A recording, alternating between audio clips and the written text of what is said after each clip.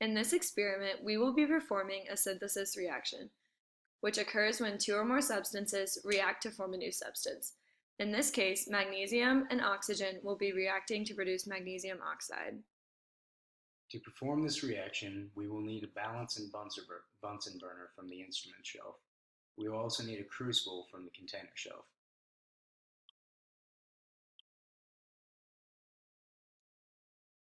First off, we must record the mass of the crucible, which is 88 grams. Then we need to go to the material shelf and get 5 grams of magnesium to add to the crucible.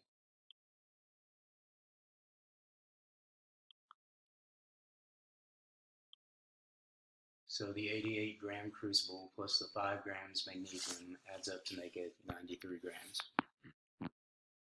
Then you place the crucible on the Bunsen burner and turn the Bunsen burner on low heat by clicking the dial one time. The flame should appear as an orange color. Then you heat the sample for approximately 1 minute. The heat provided by the Bunsen burner supplies energy so that the magnesium can oxidize using excess oxygen from the air. After the sample is done heating, you can remove it from the Bunsen burner and place it on the lab bench, where it can cool for 1 minute. Then you can turn off the Bunsen burner because it's no longer needed.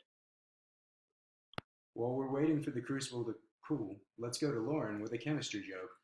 Did you hear that magnesium and oxygen got together? OMG! Well, MgO is the chemical equation. Now we need to use the balance to record the mass of the product.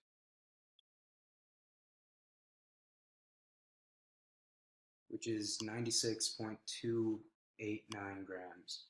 Since our previous mass was 93 grams with 5 grams of magnesium and the crucible was 88 grams, we know that we have 8.289 grams of magnesium oxide in our crucible.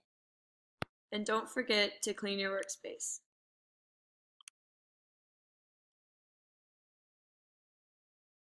So let's recap. In this experiment, we combined magnesium and oxygen, which are the reactants, to form magnesium oxide, which is the product.